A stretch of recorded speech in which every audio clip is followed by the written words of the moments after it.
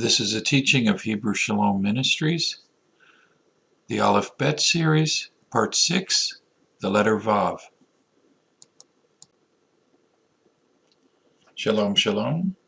Welcome to the Hebrew Alef Bet series, Part 6, the letter Vav. This is what the letter Vav looks like. If I want to draw the letter Vav, here's what I would do is I would make a vertical line, and then there's just a little slanted line at the top. And there you have your letter Vav. The first aspect of each Hebrew letter is the sound of that Hebrew letter. The letter Vav has two different sounds. The letter Vav has two different sounds. Number one, the Vav has a V sound, same as a V sound in English. Or number two, the Vav is silent. If you recall from part one, the letter Aleph is silent. And when you have a silent letter in Hebrew, it becomes a vowel carrier, meaning it takes upon it whatever the sound of the vowel is attached to that letter. The primary way to tell whether a Vav is a V sound or is silent is from the vowel markings. Without the vowel markings, we know which sound from memory of saying and hearing that word. In a similar way, we would do this in English. Take, for example, the G sound in the word George versus the G sound in the word great. In the case of the English example of the letter G having two different sounds, for the native English speaker, it would very rarely create that much confusion. People who speak the language just can tell the difference even without an extra vowel marking. Here's an example of the letter Vav spelled out as a word. Here you see the kamatz vowel giving you the va sound, so Vav. This is an example of how the Vav would sound when it's acting as a V sound. It would have the V sound with whatever the vowel is, that sound added to it. So in this case, the kamatz is an ah, so you get va. When the Vav is silent, it's a vowel carrier for only two vowels. The first of those vowels is the holam, which is a little dot above the Vav, and it has the sound of O, as in the English word no. The other vowel that the Vav works as a vowel carrier for is the shuruk, which is the U sound, and is indicated by a dot beside the Vav. On the left-hand side of the Vav, you put a little dot, and that's the shuruk vowel. The shuruk vowel has the U sound, as in the English word blue, U. Notice that when the Vav is acting as a vowel carrier, the letter Vav is silent. So an example of the vowel holam, it's not vo, it's just O. The Vav becomes silent. In the case of the vowel shuruk, it's not vu, it's just U. The Vav becomes silent. So when you see the letter Vav, this creates three possibilities. One, the V sound. Two, the O sound. Or three, the U sound. In the case of the vowel markings, it's made clear. One who's a beginner at Hebrew especially can see the value of the vowel markings. You may want to watch this more than once or rewind the video and go over that so you can get that straight in your mind. Moving on to the second aspect of Hebrew letters. The second aspect of Hebrew letters is the numerical value of that letter. The second aspect of Hebrew letters is the numerical value of each Hebrew letter. The letter Vav has a numerical value of 6. It's the sixth letter of the Hebrew alphabet. Aleph is a value of 1. Bet is 2. Gimel is 3. Dalet is 4. Hey is 5. And the letter Vav has a numerical value of 6. The third aspect of Hebrew letters is that each Hebrew letter is also a Hebrew word. In the case of Vav, that Hebrew word is a hook, or a nail, something that connects. The third aspect of Hebrew letters is that each Hebrew letter is also a Hebrew word. In Exodus chapter 27 verse 17, we see this Hebrew word vav showing up. It's translated as hooks. The meaning of the letter vav is the function of connecting two things. Here we see an example of the depth of the Hebrew language. The letter vav is a prefix added to the front of a word and is equivalent to the English word and.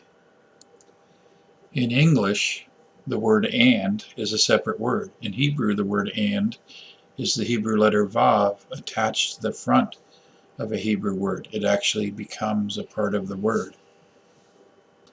This is one of the reasons why the Hebrew is more compact.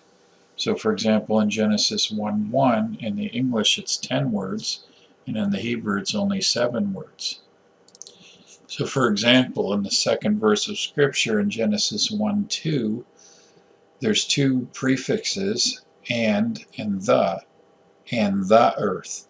But in the Hebrew, those three English words would be combined into one Hebrew word. In English, the word and the word the are two separate words, but in Hebrew, the Hebrew letter vav is the word and, the Hebrew letter he is used as the word the, and the word aretz in Genesis 2:1 there is earth. So this is what it looks like in the Hebrew. You have the letter vav, the letter he, and they're attached to the beginning of the word aretz, which looks like this in the Hebrew. Putting it together, it's just lumped together as one Hebrew word, and the earth. When you do a Hebrew word study in Strong's, they'll remove the prefixes and just boil it down to the basic root word. So in Strong's for Genesis 2:1, the first word, you won't see ve haaretz, you'll just see aretz. This is one spiritual aspect of Hebrew that's different than the English. In Hebrew grammar, the prefixes are used because of the meaning of that specific Hebrew letter. It's not just a random preposition added to a word, but specifically certain Hebrew letters are chosen for each preposition, each prefix. So as examples, the letter bet means house and is used for the preposition in. The letter he means reveal and is used for the preposition the. The letter vav means connect and is used for the preposition and. Bet, that word is in the house. He means to reveal. The is more specific. So you have a book, could be any book, but when you say the book, you're designating a specific book. Vav, which means to connect, and it's used for and. Moving now to the fourth aspect of each Hebrew letter. The fourth aspect of Hebrew letters is the picture and or the shape of each Hebrew letter. Here's what a Paleo-Hebrew vav looked like. A tent stake or a nail of some kind. With regards to the shape of a modern Hebrew vav, it's a straight line up and down, it's vertical, it connects heaven and earth. In Genesis 1:1, in the beginning God created the heavens and the earth. It's the vav that's used as the word and there, connecting the heavens and the earth. An interesting fact about the Hebrew letter vav is that it's the middle letter of the Torah, connecting the first and second halves of the Torah. What I mean by that is that in Leviticus chapter 11 verse 42, in the Hebrew word belly, there is a vav. There are 152,402 Hebrew letters before and 152,402 Hebrew letters after. There are 304,805 Hebrew letters in the Torah. The Hebrew letter vav is the exact middle letter of the Torah.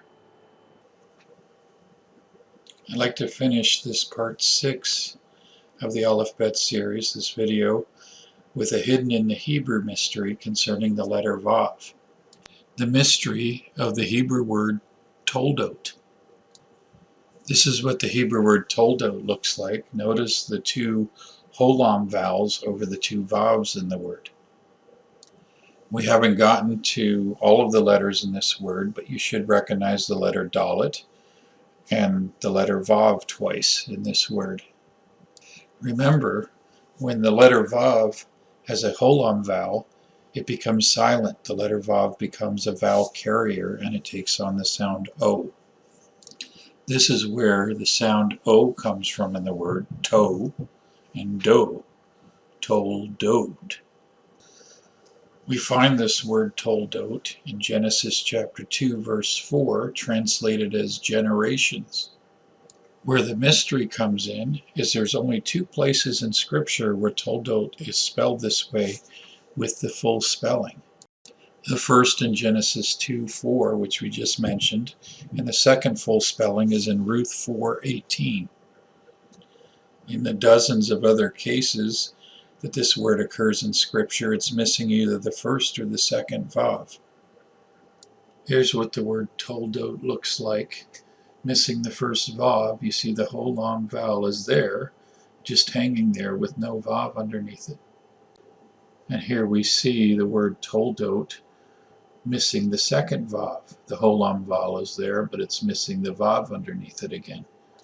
And here we see the word Toldot missing both vavs. The two holam vowels are there, but neither vav is there. Here are a few examples. Genesis 2:4 has the full spelling. Genesis 5:1 is missing the second vav. Genesis 9:6 is missing the first vav. And 1 Chronicles 26:31 is missing both vowels. To my count, there's about 38 defective spellings, and there's only 2 full spellings of the word Toldot. It's very important to understand when we see these type of anomalies in the Hebrew, these are there intentionally. There's a mystery in the Hebrew, something that God's trying to communicate to us, that we're to dig deeper and ask questions and understand a deeper meaning. The spiritual meaning is this. In Genesis 2:4, the seed is pure, the offspring before iniquity entered into mankind and into the world. After the fall, the spelling is defective because the seed has been tainted from the fall of Adam and Eve. In Ruth chapter 4 verse 18, we see the lineage of David and the Messiah. We see the restoration of the seed of man and of the world through the Messiah. There is a hint in the spelling of Toldot and the restoration of the spelling in Ruth 4:18 that the Messiah will deliver from iniquity and restore the seed. This genealogy in Ruth is a hint hidden in the Hebrew, a messianic prophecy that the son of David will restore the broken Toldot, the broken seed of man, that it will be restored back to the full spelling of Toldot, to the restoration of the fullness that it was before Adam and Eve fell into sin. There's more to this mystery. There's a spiritual reason why sometimes the first vav is missing and other times the second vav. It signifies specific things. But since this is an introductory Alef Bet series, I'll save that for another teaching.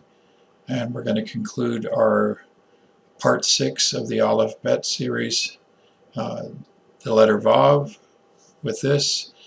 Shalom, shalom, and lehitraot. This has been a teaching of Hebrew Shalom Ministries. Shalom, shalom.